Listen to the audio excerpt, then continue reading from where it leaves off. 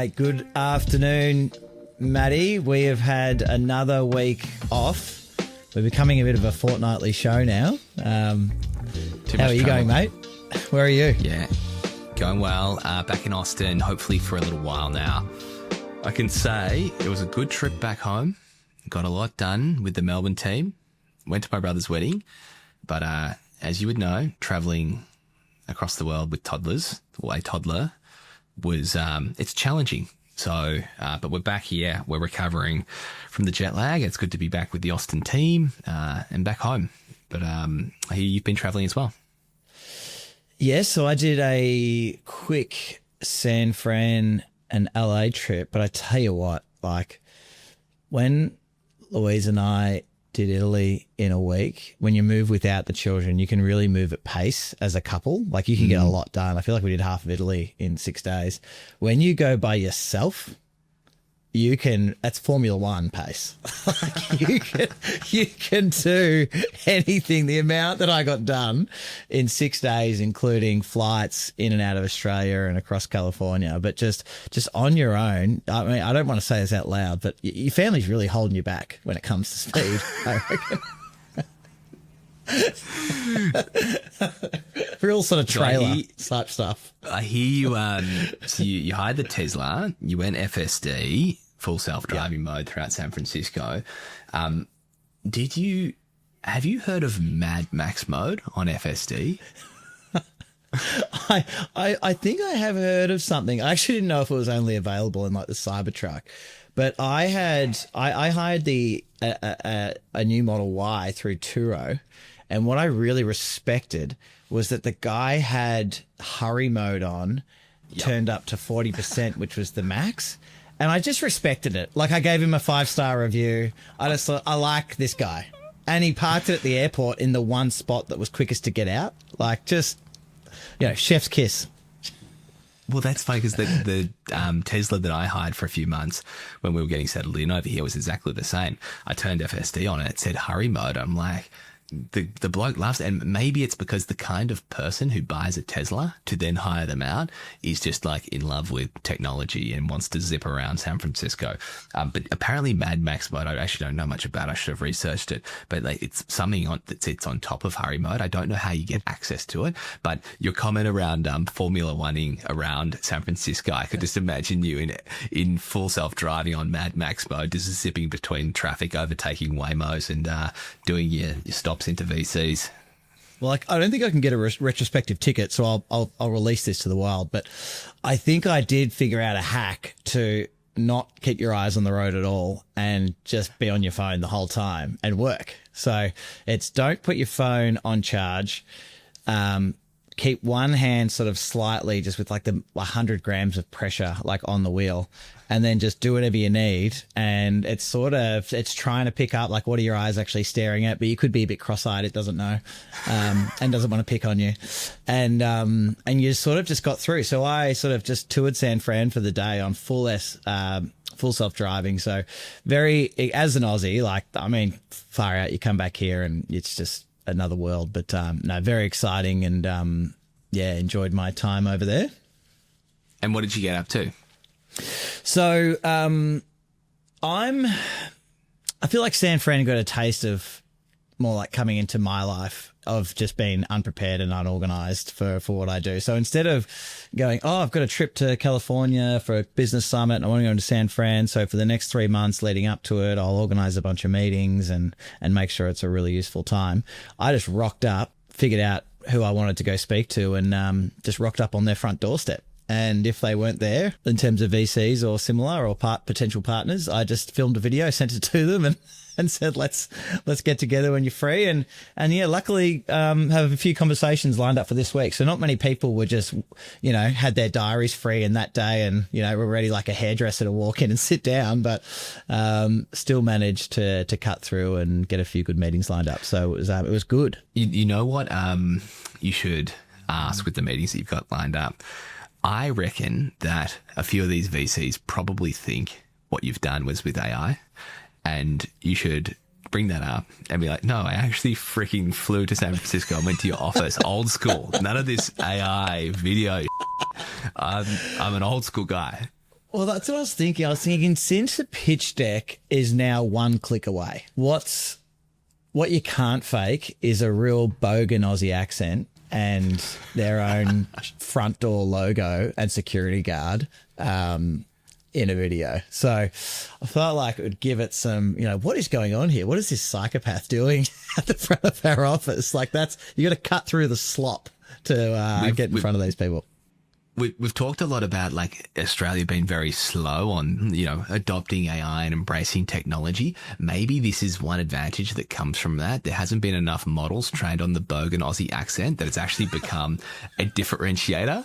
If you can do it, it's like speaking an obscure language that AI hasn't learned to speak yet. That's right.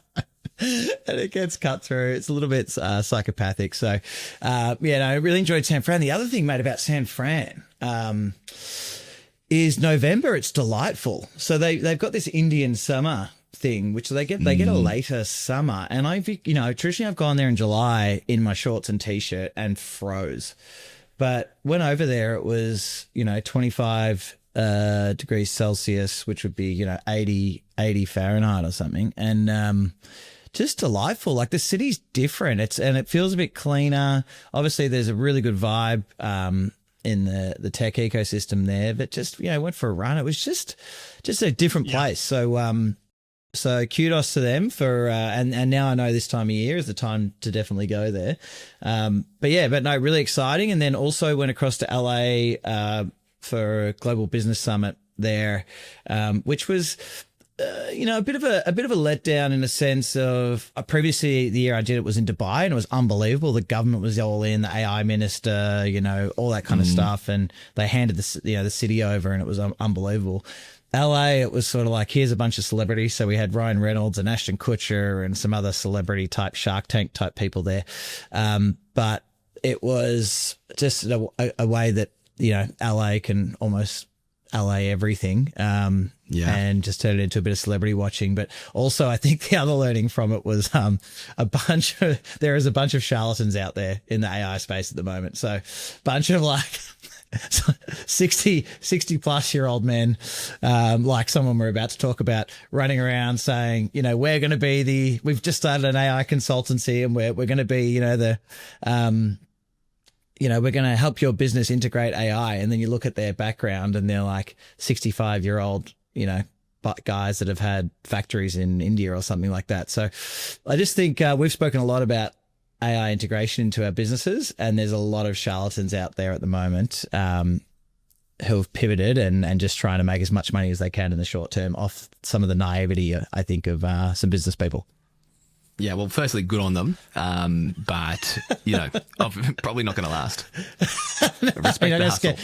Give someone 40 grand who's pivoted out of manufacturing teddies into bringing your business into the future. So, and speaking of the 1 week course on N8N and is now an expert. Oh no, who's now actually selling courses? Like there's people selling courses.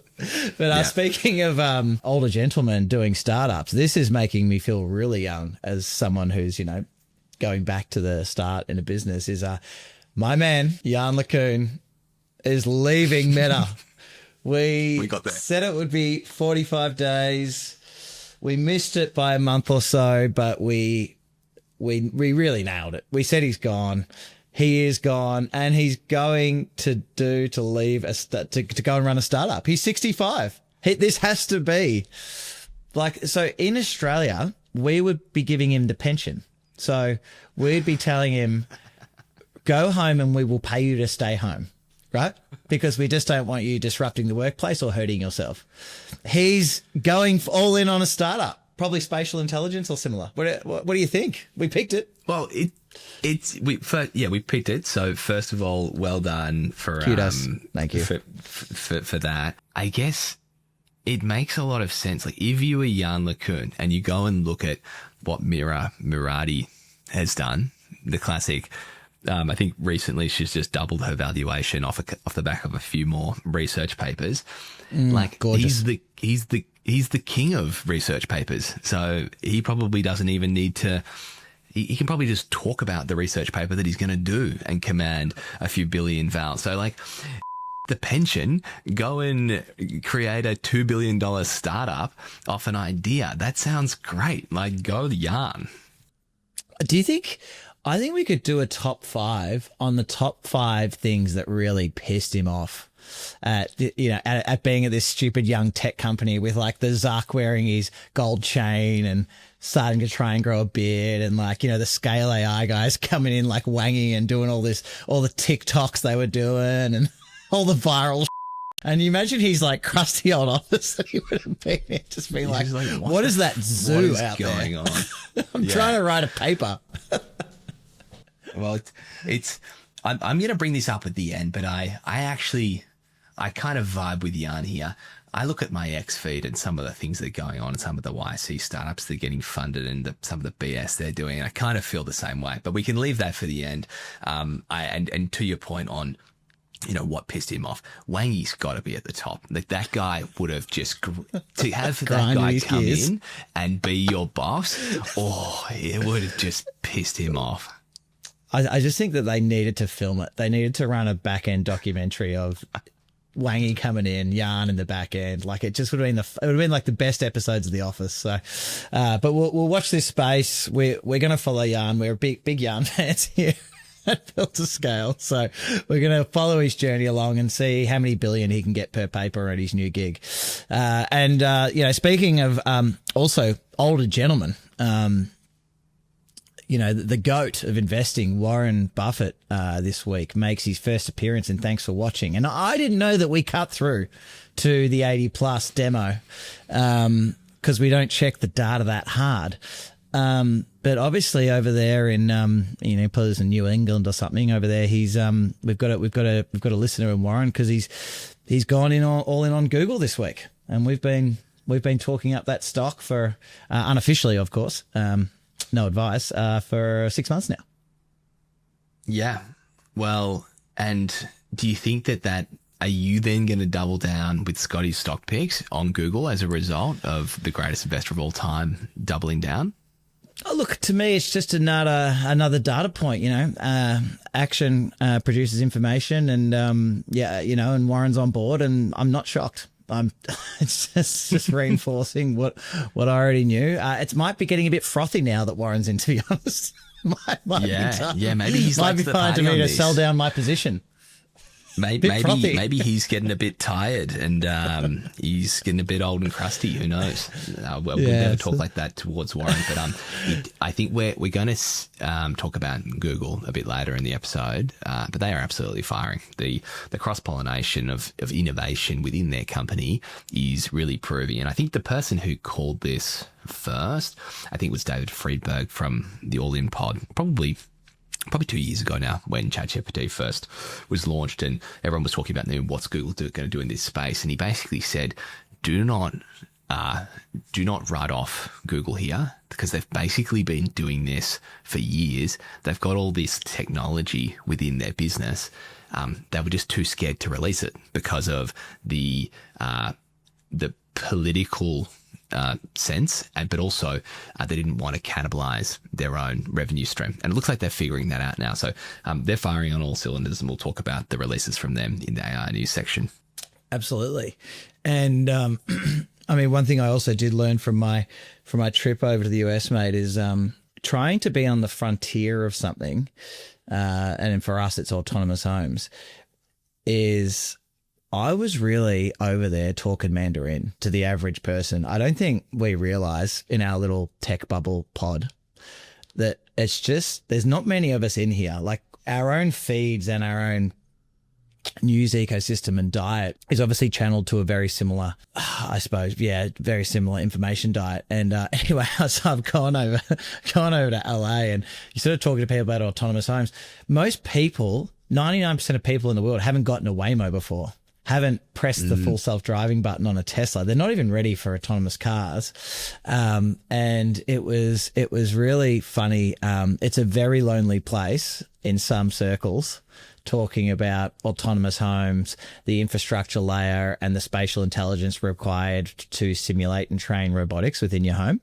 It's a very lonely island to be talking to people in their 50s and 60s about. which is a good thing. Like, think about what was the response to Brian Chesky when he was saying, "Hey, can I put a spare bed in your house and rent it out to random people?"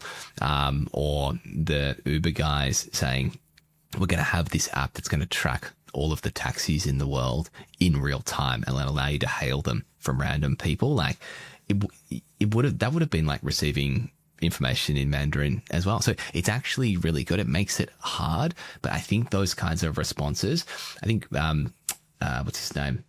Mark Andreessen has something to the lines of, if people aren't looking at you like you're crazy when you pitch them the idea, then maybe you're not on the frontier enough. So this is my pick me up for you if you're feeling a bit fuck, no one gets me. I'm trying to tell you, Scotty, you're building the next unicorn. Well, I think, and as always, everyone has a different spiritual leaning, and mine, obviously, the God, Jensen is the God, and it was just naturally I leaned towards some Jensen podcasts on the way home, and I used to think for him, he said, I spend all my time creating markets with no customers, because with no customers there's no competition, and that just made me realize that, like, imagine when he was, you see him in interviews in 2015 talking about changing their chip architecture completely for AI when they're dominating gaming, and just the bravery of that, and that he must have been just staring into the abyss, talking to no one at that point. And then now we're all sitting here, we're doing podcasts, everything's dominated by AI, because 10 years ago he decided to create the chip architecture for it, the infrastructure layer. So it is the best, and similar Steve Jobs, Elon, all that kind of stuff. And you're obviously not comparing yourselves to them, but it does give you get comfort in your idols, I think, in those moments, to guide you away from people just staring but deeply into your soul when you try and talk to them about autonomous homes. But, just quickly on it before we move on, what was someone's response when you described an autonomous home? What do you think that they thought it was? Did they think it was a home that was going to just grow legs and pick up and walk down the street, or what did they think an autonomous home actually is? Great question. I think they almost don't let themselves get there, because I think people see their home as the last sanctuary that they're in complete control over. And, there's this privacy layer and all that kind of stuff, which we're very sensitive to. But I think the immediate reaction to people is, I don't want a robot in my home. You're like, well, potentially you might not need one. Potentially, the robots can be like an Amazon logistics thing inside the walls and moving things around and all that kind of stuff. And they're basically, this is the last thing that you can't touch. You can't come at me in my home. And, you've got to redirect the conversation around to, well, at the moment, you're washing dishes, spending time on your phone. Why don't we get rid of the phone and the dishes and then figure out what you actually want to do with your life without all these distractions and labor, right? And it's sort of like we said, it's like Elon saying, everyone wants to drive until they enjoy being driven around. If we could all afford a driver, we would have one. So I think it's the same with home labor. So you just got to you just got to nudge people. But I think it's that, that most people are laggards, like the majority of the world are laggards. So yeah, totally. Yeah. Well, I want you to solve one of my childhood dreams. Not dreams, it's not much of a dream, but I always thought about, as a kid in my room, if I could just put my clothes in a little hole in the wall and it would take it all the way to the laundry, how convenient that would be. And well, mate, I think that's absolutely happening. But so like robots throughout, like actually take it from all of the rooms into the right spot, like not just a chute that will go down into, from level 1. Yeah, there's no reason why. Same thing with your dishes at a table. I just think, have you seen Interstellar? When he enters the black hole and he goes into that other dimension, he's behind the bookcase. and he's like screaming at the bookcase, telling him to stay. I think there's the infrastructure of a home and the automation of home is actually going to be behind the walls and under the floors. And it's going to be about this seamless architecture for all the working spaces. Because even for us, if we're talking about robotics, we know the best robot is not having a robot. We just want to all be alone. The best device is deviceless. So it's really about what can we do, almost like a magician stage, what can happen that you don't see and that you don't interact with. And then when you have to interact, what's the smartest and least abrasive way to interact? So, anyway, could go in a deep hole there, but but thank you for being interested. First of all, we can do it. Maybe we can do some deep dive episodes where we explain what the topic is up front, and then if people want to tune out, they can do so. But yes, we can move on because I keep talking about that forever. So, and we have a copycat. We have the world's richest copycat in town. Tell me what's going on here. Yeah, it's just funny. Elon, and he's retweeting, but basically Jeff Bezos has started a new AI startup called Project Prometheus, which is quite funny because he started Blue Origin, the space company, just after Elon started SpaceX, and it seems to be him sort of on the same path. So look, Elon can say that he's copying him, but there's a lot of people out there that are starting AI companies, and if you've got all the money in the world and you're bored, why not start an AI company? So good to have competition in the space. And I think Jeff has proved that he can. He's not Elon, but he's a pretty good operator. Blue Origin, we didn't put it in the docket, but Blue Origin just had a rocket autonomously land back in a reusable way into a landing pad in the middle of the ocean. So something that SpaceX just achieved, maybe 5 years ago now. And, they're not too far behind. So it'll be good to have some more competition in the space. And that market is enormous, right? So you've got an enormous amount of government spend coming. And now we're seeing with Starlink and then, data centers. So it's about just launching kilograms or pounds into space, right? And there's only 2 players. And I think you're going to see a lot of people that aren't going to want to be monopolized by Elon. So he's going to win an enormous amount of work just by being the only other option. And also, I just think with Jeff, the one thing I really respect about him is just his discipline and his concentration on the customer. Like when you listen to him and what he's built around Amazon.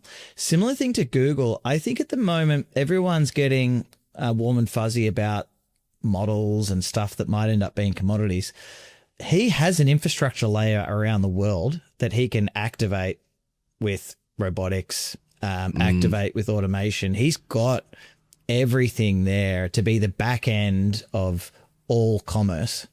So I just think same thing. He might make his way onto Scotty stocks. Look, I won't ring the bell today. I need to do some more research, but that is probably, it's a little bit quiet for my liking. And I think when you can land rockets for the second time ever, he's proving that he can do it across different functions, and that there's obviously a level of acumen and intelligence there, that he hasn't just like done one thing well.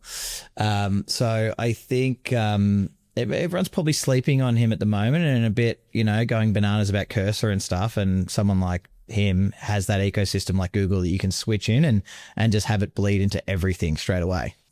Yeah. So a couple of things. I think really fascinating. You mentioned the infrastructure in Amazon already. It's kind of like you look at Elon with satellites, rockets, and cars and all the solar.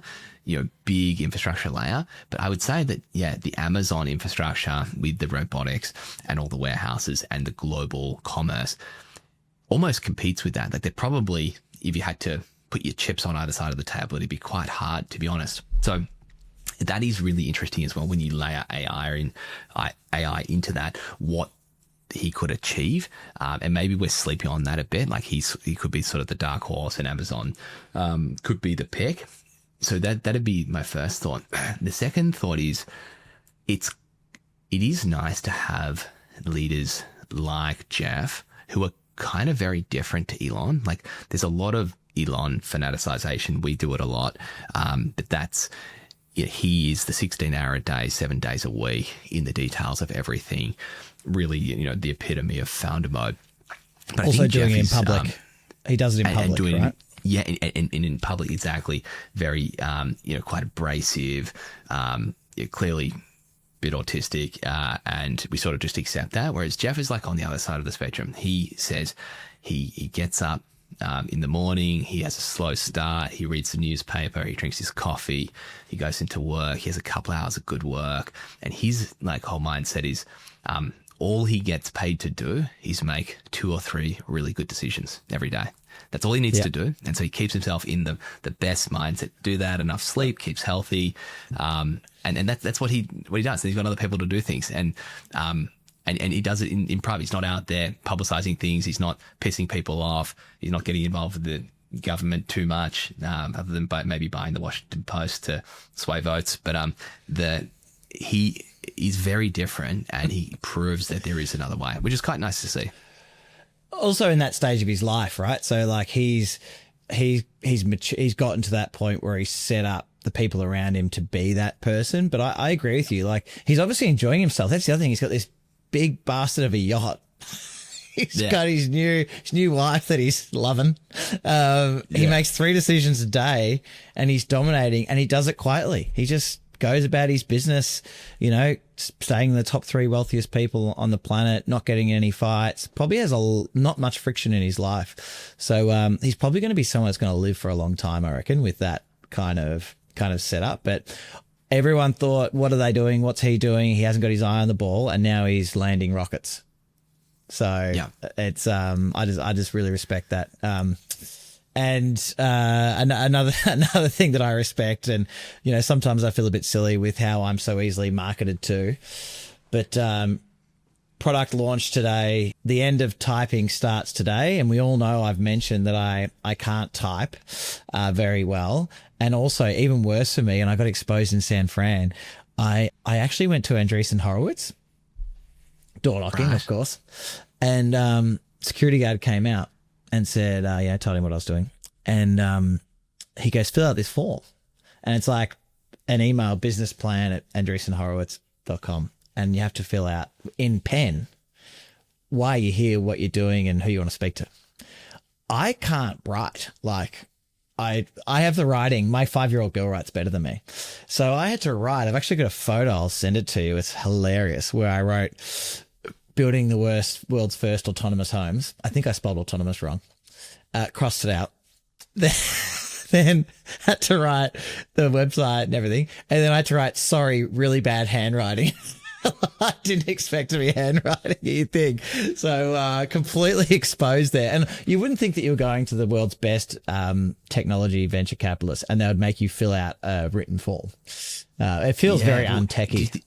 Do you think that's like a deliberate thing? They're like trying to be the antithesis, or they're trying to make a statement with that? There's got to be something there. I thought they were trolling me a little bit, but I really made a mess of it to a point where it looked like a small child who was definitely not gifted filled out the form. So I had to apologize in writing, filled it out. But more importantly, the end of typing starts today. So there's this new product. What are they called? Typeless. Now, to me, that is an amazing ad. I think when you say the end of anything, you're capturing my attention. Maybe with, because I'm getting all these blank faces with me for Elysium, I should just say the end of chores or something. What do you think? Yeah, definitely. Simplify it down. But because what's interesting is this is not the first product to do this. This is like these have been getting launched for a while now, and we've even talked about some. So the fact that this is still cut through, and you're like, I want this thing, shows how powerful marketing could be. So the end of chores, I love it. That covers a bit of the autonomous home. The end of anything is quite good. Like I wonder if it's as well. This might piss off some of your audience, but like even the end of construction, like construction as we know it, like it's just, like please don't do that. That would put me out of a job. But I was gonna say the end of construction labor. Oh, okay. Yeah, exactly. But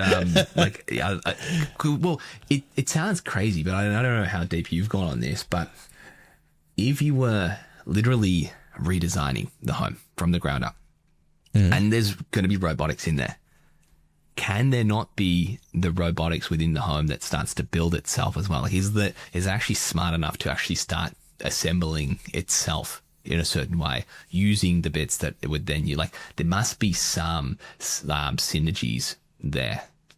I think it's more like manufacturing. So like the Tesla cars don't build themselves. There's robots that build the cars, right? So that's the way we look at it. But I think what you can do is a home should maintain itself. So if most of the costs that you have when you have a blocked sewer pipe is you don't even know what's going on. So this plumber charges you this ultra premium of $3,000 just because you can't go to the toilet, right? And you don't know where the blockage is. And, he might spend 15 minutes fixing it, but he might hang around for 3 hours, charge you a minimum day charge. And you're like, $3,000. Oh, I guess it was worth it. At least we can go to the toilet now. What should really happen is your home should have a digital twin, but then also it should have IoT sensors everywhere throughout the house, and it senses a blockage and it fixes the blockage. That's where I think the home's maintaining itself. I don't think we're at build ourselves yet, but I take all of my inspiration for this from car manufacturing and where that's going to. And I think that homes should be getting closer to what it's like to build a car or other mature manufacturing processes. Yeah, well, I actually had this 2 nights ago in the rental we're in Austin. I cracked the and decided to go sleep in the upstairs bed because I couldn't sleep with my 18-month-old between my wife and I because he is now in our bed because of reasons. And he's just this hot little bugger. And no, you gotta get out of he's there. like a little heater there. And it's 2 a.m. I can't sleep. I said, this, I'm going upstairs and sleep on the bed up there. So turn the AC on. And then Jane texts me in the morning that the roof is leaking. And I had a look at it and it was coming from the AC vents downstairs. It was someone in to fix it. And there's damage to the roof and stuff. It's not our house. It doesn't cost us anything. But the poor landlord, and it was just because of a blocked pipe in one of the basins that we don't use that had an outlet. And you're right. What if there was IoT that was just sensing that was turning the taps on, checking the flow, having things that can fix itself? So absolutely get you there. And appreciate the comments around the manufacturing. I'd say the thing with construction would be the offsite nature of it. And so how much can you do in the modular, like everyone talks about modular homes and do everything offsite. Like what is that mix of getting things done in a closed environment versus having to build out there and if the home's not building itself, what are the robots that can help build and install the parts that have been manufactured? So I guess that's probably one of the big areas to focus on is how it is also different from manufacturing. Yeah, the assembly from site to site, the nature of different sites, all that kind of stuff. They're variables, and that's right. But that's where I think AI and things come into it. And solving those variables, understanding local context. That's what's so exciting about AI. Like some of these things that in construction have been unsolvable for so long and now just a matter of digesting information and making your product compatible. So, look, before we kill everyone with homes, we'll move over. And something that we're both becoming a little bit familiar with, raising money. And Jack Altman had a funny comment this week. What has he said? He did. So we've all seen that when someone raises money, there's usually a big announcement about it.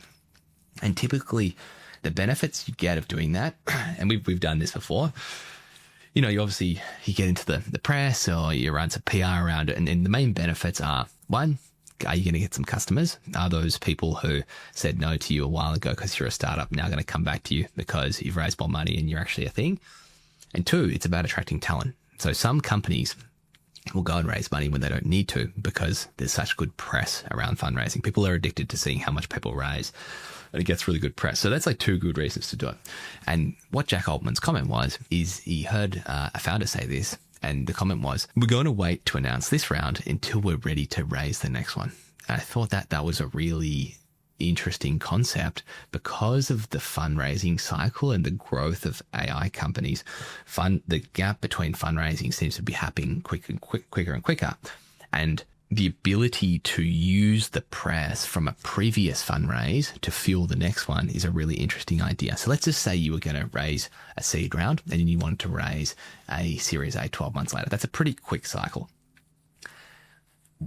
Why don't you wait 6 to 9 months to announce your seed? Because then you might be ready to start conversations for your Series A round and use that to say, oh, well, we actually did this 6 months ago. Look at all our progress. And that's your intros. Because, and without talking down upon the investor and VC industry, there's a lot of following on. There's a lot of FOMO. I wouldn't say there's heaps of VCs that are out there doing all of their first principles thinking and just making their own thesis and investing based on what they think. I think the really good ones do that, but there's a lot of VCs going, what's hot at the moment? How do I not miss out on the hot rounds? How do I get in? And if you can use that announcement to then open the door for new ones. Interesting idea. Like, no, I'm not saying I'm about to go and do it, but interesting. Mate, I mean, we're all human. And, you know, you see nightclubs purposely create a line out the front to draw in more people into the line. You see, especially, look, the women audience is still not strong here, so I don't want to make it even less. But you see it a lot with women as well. Like my wife will stop at any line in some silly ice cream shop and she's like, I wonder what's... I go, no, absolutely not. We're not stopping here for some weird cookies and cream thing that like for sit here in an hour in the sun. But there's the lines full of them doing it. VCs are not... They're still human, so they're still going to have that sort of effect. I've even had people talking to me about Elysium here in Australia. Like Australian, not necessarily VCs, but just capital allocators. And they're like, oh, if you end up getting some traction on that, let me know. Like, I'll follow someone else in. I'm like, oh. Like, either be like, hey, I'm interested, or I'm not interested. Not if someone else is interested, I'll follow them in. You know, very strange concept. Yeah. Well, I would say, and I don't think my investors would get offended by this, but it's probably 75% of them that we have on our cap table are more about that. It's more, sounds interesting, and it's actually, I'm not saying it in a bad way, because there is capital out there that is not trained to do the diligence, right? Like, most VCs, they should be thinking for themselves and doing the research, but you've got like high net worth individuals, for example, that have money to invest. They might like you, they might like the idea and go, I'm not going to go do the research on this, but if XY firm has and they're in, then I'm in. And that's fair enough. You could automate that though. You could start a company and call it Tag Along Capital and just follow the moves of all your favorite capital allocators and then just follow them in. Just creep on them and follow them in. Well, the hard thing about that is getting into the good tech early. That's actually the hard thing. Like getting an allocation in the hot rounds. That's really, and that's what a lot of a VC's job is, to actually build the networks early, so that as soon as they sense that something's moving in the right direction, they have the relationship and they can get in. But you're right. If you had a way of automating that, it'd be incredible. All right. Well, I'm just gonna just while we're on the show, I might just get tagalongcapital.com. tagalongcapital.ai. Also another one for our domain freaks like you and I, had a friend come out of the OPM course at Harvard Business School, and one of the professors there was talking about the .bot domains. So with robotics, apparently .bot is going to be hot. So whatever domain is it announced yet? Can you buy it? It's out. Yeah, you can buy now. So just... if you've got any plans, that's a good tip. In the future, that's a good tip. The .bot apparently will be selling for a lot of money in the future. And just think about some of the companies that might get into robotics and start buying ahead of them, so they have to buy off you. I wonder if you get Google.bot. The professor, before they went into class, probably had a look at the Mag 7 and just line those up like a good venture capitalist before they announce publicly. Anyway, mate, let's get into the AI news. Today is the day of Gemini 3.0 launch. the internet's been going wild on it. It looks to be benchmarking as, the best performing general model ever available. I haven't had a huge play on it. I did one quick research report before we jumped on. It's 7 a.m. Melbourne time, so haven't had a huge amount of play with it. But it looks like in terms of creating games and apps, through one prompt, it's really good. It seems like the research is quite good, and I think for me, what's more important and powerful is that straight away Google, it's available in search. So you just go AI mode at google.com, powered by Gemini 3. Think about all the other rest of the Google ecosystem. They plug it straight in within 24 hours now. So I think that's what's most powerful about this for me. I haven't had a huge amount of play with the model, but it's what people are saying online is that this is actually quite a large leap in terms of reasoning and other benchmarks. So we're still not seeing the top of LLMs yet. We're still seeing these quite grand increases. I think people have gotten a bit, I don't know, just used to these increases in capabilities. But it still seems like LLMs have got a way to go, and Google are just in the middle of a great streak at the moment. It almost feels like what ChatGPT 5 was meant to be, like just an all-round amazing model. And I think 5 was a good model all round, but they seem to have lifted the bar by enough to get people really excited. Like you mentioned, much better reasoning. The multimodal aspect of it is apparently really good. In saying that, a few days ago, I tried Gemini's voice mode and it completely failed on me. So hopefully they've improved that. They've got the agentic mode. It's really good at coding. I would have to agree with you. The most exciting part about it is how integrated it is into the rest of the ecosystem. And that's what Google does really well. They have so many products out there that are so good. If you can layer in the world's best model to all of that, it's going to be really powerful. They've got the operating system. They own Android. Just think about Google Maps, Google Photos, Google Docs, and Google Sheets, which is a Word and Excel replacement. The whole of Google Drive, obviously Gemini itself, all of the web browser. Nano Banana. Which you can now Notebook create LM. photos within. It's like, you can just go all in on that. It's crazy, isn't it? It's just, and that's, it's not even all of the alphabet business. So, it's pretty, crazy to see how good this has gotten, how quickly that they've integrated it into the rest of the ecosystem. I would say that the other reason that they've probably been able to do this is because of their infrastructure. OpenAI is out there raising so much money because they need chips. They need to give Oracle hundreds of billions of dollars. They need to do under the table or over the table deals in the NVIDIA Oracle sort of circle jerk. Circle jerk. Yeah. Is that an Aussie saying? The circle jerk? Yeah, we can beep that out. Note to self to beep that. I think that's an Aussie saying. But so, it's just on that they don't have to go and make all of this investment. They will be investing with NVIDIA, but they've got their own chips. They've got their TPUs. They've got all of the infrastructure and data centers. It's just such a behemoth company that seems really well oiled, and something that, it did seem like they'd slowed down a few years ago with too many employees not doing enough work. But they're shipping, and it's great to see. So I'm super excited to jump in and use this, especially the coding side. I've seen some people, one-shotting apps, just giving it a prompt, getting it to build the app for you or the website. Apparently it's taken a bit of a leap there, so it'll be good to see how that compares to, your Lovables of the world.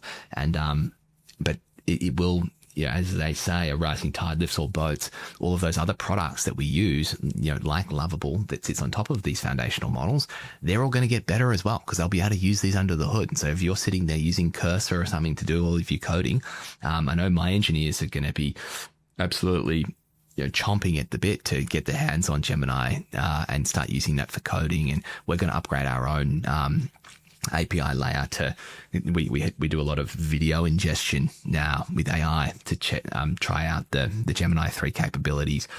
That's something that hasn't been as reliable as the other multimodal aspects of the LLM. So just for all businesses that use AI under the hood like we do at BuildPass, this is really exciting too. Do you feel, and we've spoken about this before, about, the return of Sergey and stuff, but do you feel like it was more what he might have really done is move the chess pieces around, was basically grabbing Demis and the DeepMind crew who were siloed, putting them into the center of the business and then revolving the business around that team? And then basically 100%. Saying we have no more silos anymore. We are an AI native company. Everything goes through DeepMind and DeepMind goes into everything. And then it's more of a company that surrounds DeepMind at its core. And then you've actually got their CEO who's acting like a CEO, like just cutting deals and getting compute and organizing their infrastructure build out and probably doing a lot of politics. And then it's almost like he's got this CTO being Demis, who's, Sir Demis now, one of the greatest AI minds ever, at the heart of the company. They've really managed to move around the most successful company in history, and they've restructured it and made it better. Yeah, it's pretty wild. It really is. It makes you think that you should be able to move some parts in your own company, doesn't it? and get like, becoming AI first.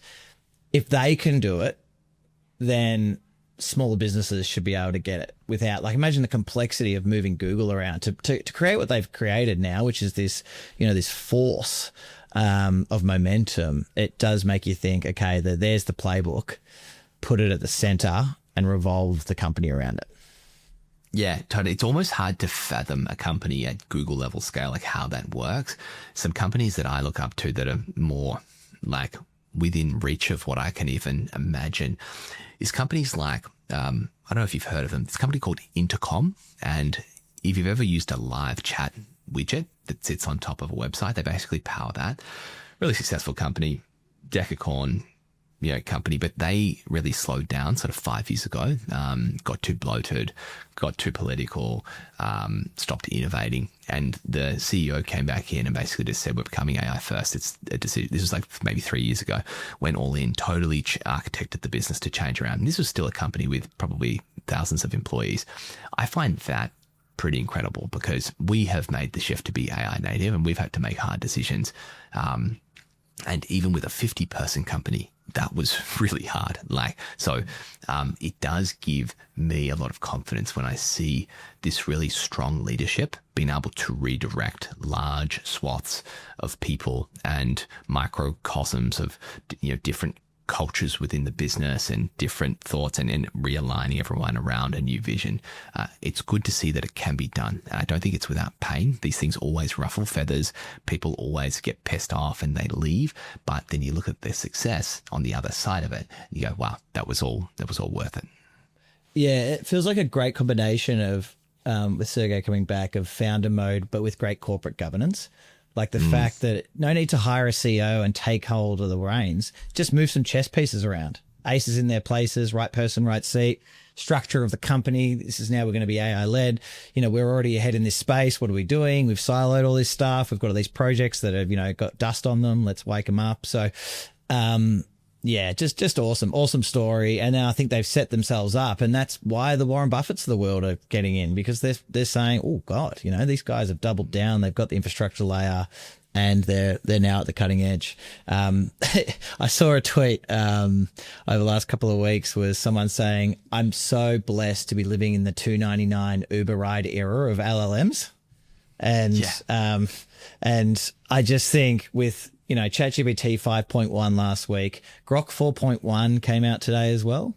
Elon just maybe trying to throw some shade over at Google or something, but we are truly blessed with just this fierce capital. It's like the best of capitalism, isn't it? Just these model upgrades, weekly, monthly, new feature, this. Like, when has there been a time when you can't keep up with the features of all the amazing software in front of you? Yeah.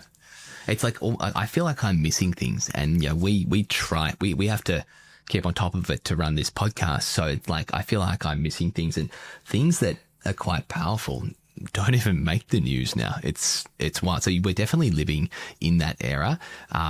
For me, it's not the Uber era, but the Uber Eats era. I remember the amount of like free meals that I would get when who was that company that got funded by Milk Run? Oh, yeah. I know the founders. Cool. I know the founders. There you go. Yes. Yeah. So it's like that was, they had come into the market. We had Deliveroo, and it was just that was a race to the bottom. And it's sort of unfortunate. At one point, I think you were getting steak delivered cheaper than you could go to Woolworths and buy it. It was just wild. And then you got to realize, and this is not forever. This is the benefit of bubbles. As we've said before, bubbles are like a Ponzi scheme. They're all well and good as long as you get in early enough. No, Andreessen Horowitz is paying for this. That's why they only have paper forms at the front because they're paying for my app that gave me the directions to them for free. They're paying for that, so they've only got room for paper budget. They can't afford their own tech. They can't afford their own chatbot from Intercom. But it is a glorious time, and you do get a bit of FOMO. But I think hopefully people. No, it's because it's good for ourselves to have the discipline of coming together every week and talking about this. But then hopefully the people that are listening are getting a bit of a summary and then being able to pick and choose, what interests them. And we've got a product of ChatGPT's later that we're going to talk about until the week. But another announcement today, and this is what I mean, like this is just another Wednesday or a Tuesday in the US, but Manus, who we don't speak about much, and I think are a truly underrated company, smaller company, but if you need something to deliver, a sequence of tasks or a sequence of reports, I still use Manus, and it is excellent in terms of just almost be able to behave like an agent in terms of just continuing on and not stopping. And going the extra mile and creating documents and doing things. They've launched today that because we've got these browser wars going on, I think I'm not seeing many of these browser wars sticking, like Comet up and down, ChatGPT, forgot the name. Oh, that's right. They stole my name, Atlas. I think you've got some comments on that.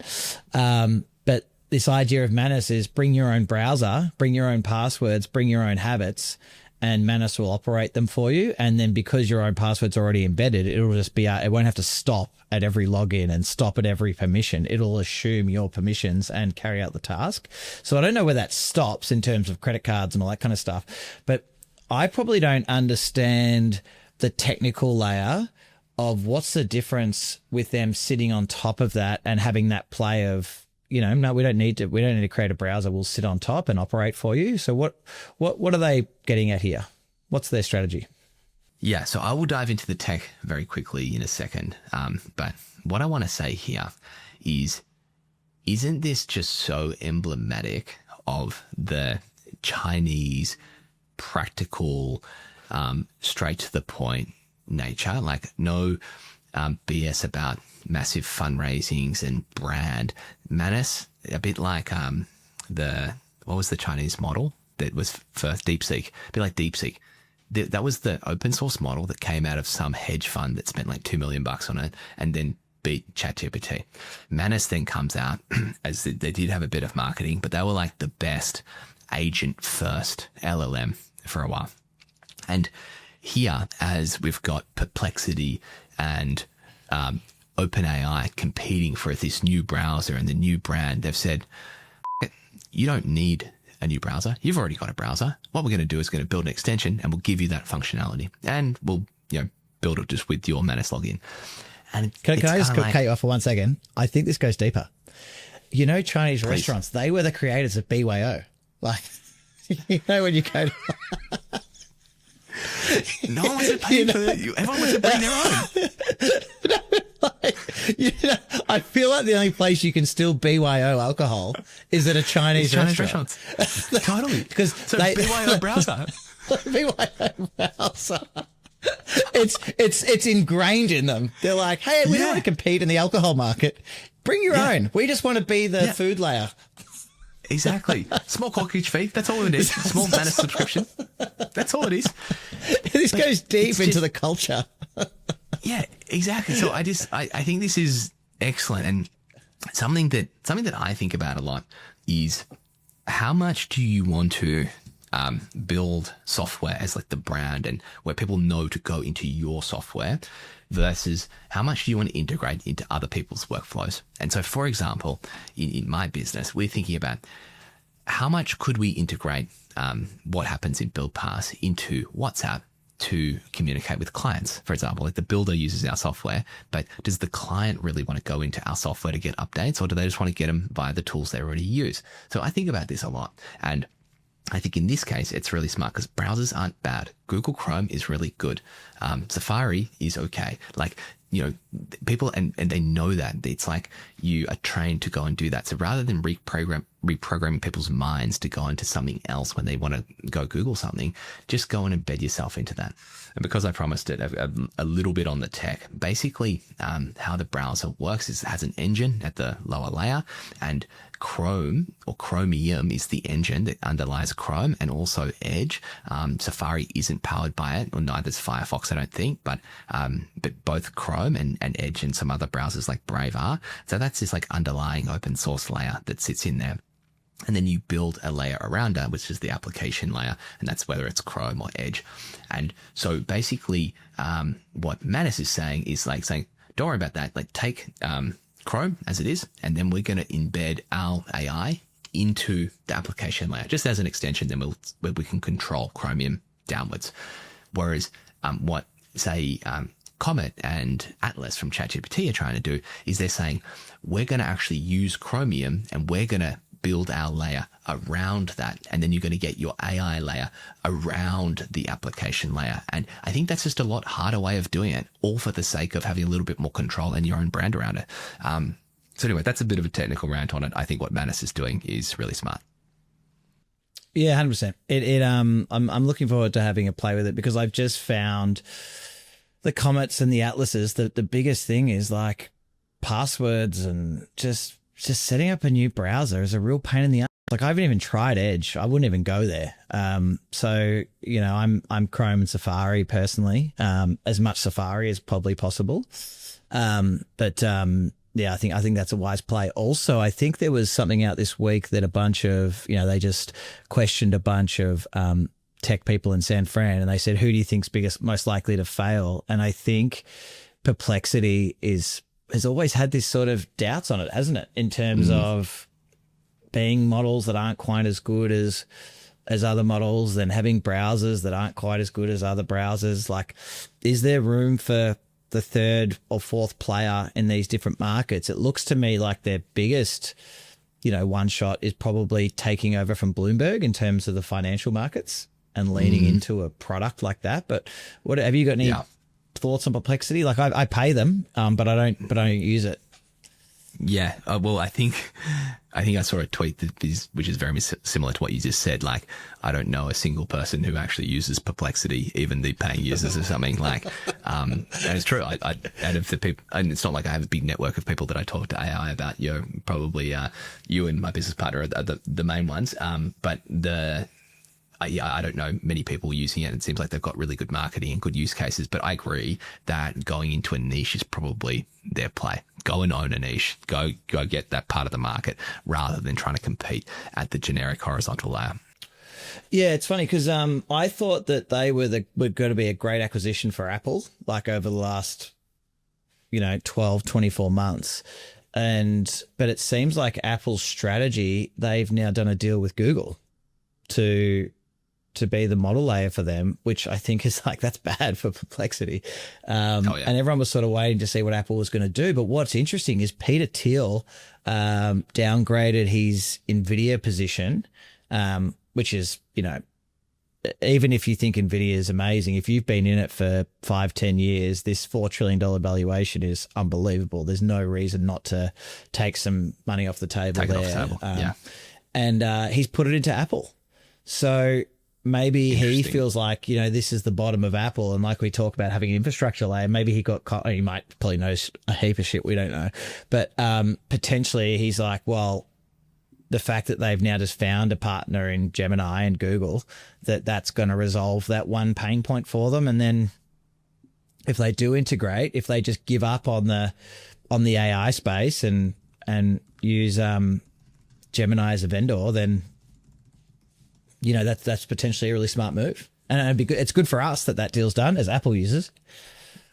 Yeah, we've never wanted to move away from the Apple ecosystem. We've just been saying, where the are you in fixing Siri and making the operating system AI first? So it's interesting to see them realizing that they're too late to do that. And look, a deal with Google is not unknown to them. They have a massive deal with Google to make Google the default when you open up Safari and search things. So looks like they're deepening that partnership, and yeah, good news for Apple users.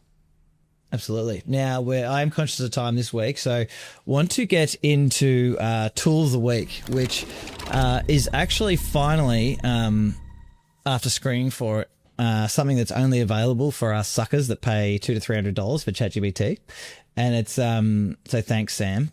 And it's ChatGPT Pulse. So basically what it is obviously, ChatGPT memory is really good. And if you've been on it for the last 2 to 3 years, it's been collating, all the different things it gets to know about you. And then you can also, I suppose, curate that and tell it to forget things and remember certain things that are really important. But what this product is, Pulse, is it's a daily briefing based on all the data you've given it access to. So all your prompts, but then also, it's connected to my calendar and things like that. And it'll say to you, this is what you've got on today, and it's doing it overnight. It's sort of serving you up, and it has like little images it prepares and strategy. So for instance, when I was in San Fran, it was saying, this is your day in San Fran. These are the VCs you've been talking about. Here's the quickest way to visit as many as possible in the amount of time before your flight at 5 o'clock. And it's mapping out that. And to not have, you might have prompted that later in the day, but it's then sitting in front of you. And then say when I got home, it was saying, do you want, have you scheduled follow-ups with all of your connections from the business summit?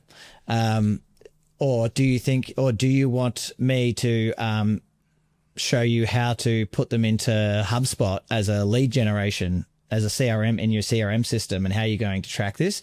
So it's quite suggestive and strategic. And it's, it's made better by the more data you give it. And then at the end of, using the Pulse product, it'll say, please let me know your ambitions for tomorrow and the rest of the week so that it can work in the background. So it's a really instinctive product and feels super sticky and super useful. And it actually has become a part of my routine. So, there's obviously opportunity for other businesses to get involved in that space, in that daily briefing space, but they're going to need access to your data. So I'm sure Google will be able to do it with Gemini, but just a very, very handy product. And interestingly, Sam said it was his favorite product when they released it at the end of September.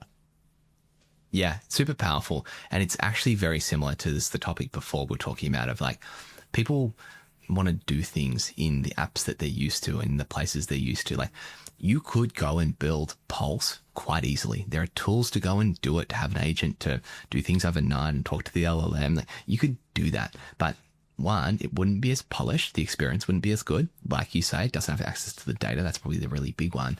But just the convenience. You're already going voice mode on ChatGPT. You're already defaulting to that for your general, what would have been a Google search query, and now it's a quick ChatGPT.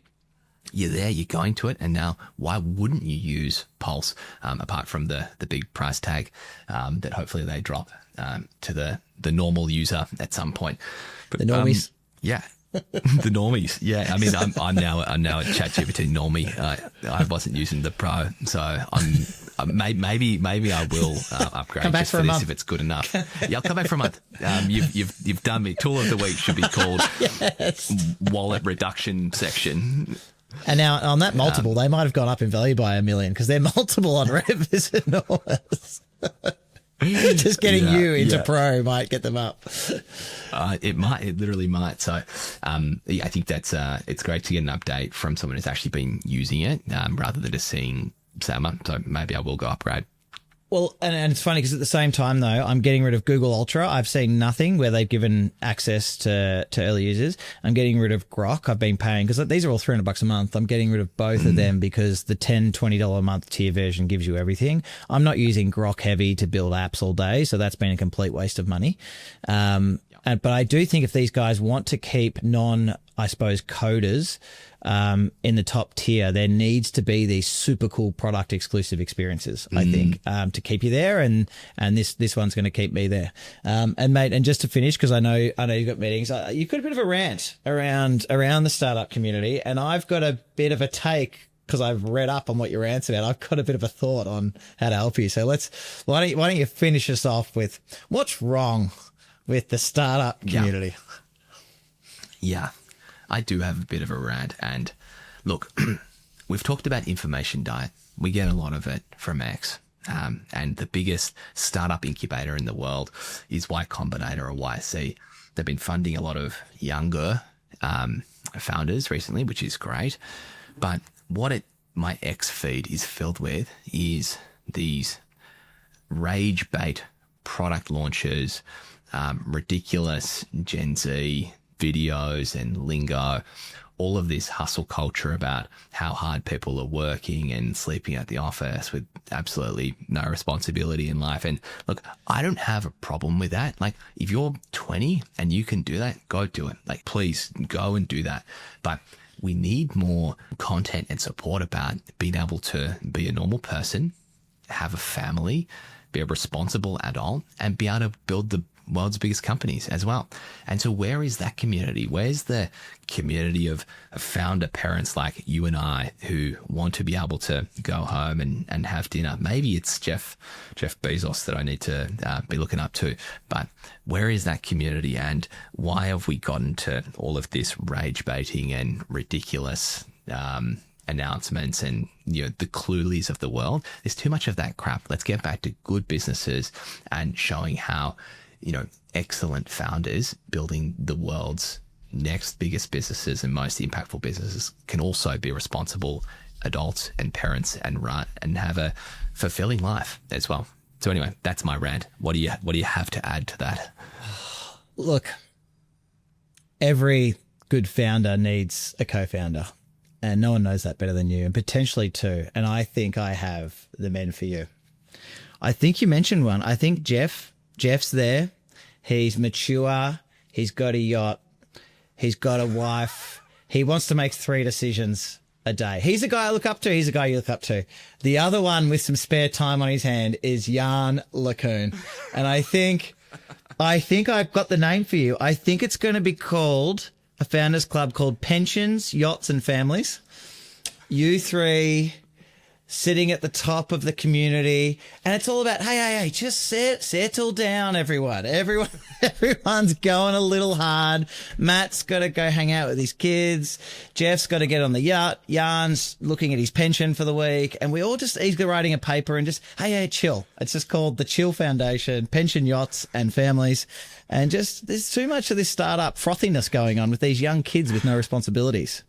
So absolutely, I will be joining Pensions, Yachts and Families, the club. I'll be inviting you in, and what I'm actually going to do is I'm going to reverse you and say, Scotty, I do have a co-founder, you don't, and I know that you want to bolster Elysium with some tech talent, so I'm going to offer up Yann to you, and I think you guys would get along beautifully. Oh, God, he's the yin to my yang. I didn't even think about it. This is why I've obsessed over him for so long, because he's my co-founder. I need papers. I need tech expertise. You need to go and knock on his door and send him a video. He said spatial intelligence and spatial models is the future, world models. I'm saying the same thing. This whole time, I've just had a romantic affection for a co-founder, and it's been him. Now he's available. Oh, my God, Yann. Yann, if you're watching. Think of the value you're going to get just because of Yann. Oh, let's catch it. I've just got to find out where his office is and make a video at the front. So that's my go-to. Wow, this pod has really changed my life. So you get on to we're going to keep Yann busy. So Pensions, Yachts and Families, co-founder community, and he's going to be my CTO of Elysium. So we've found some, excellent. We found some work for him. All right, well, mate, you get on to your next meetings and catch up with you next week. Thanks, mate. See you later.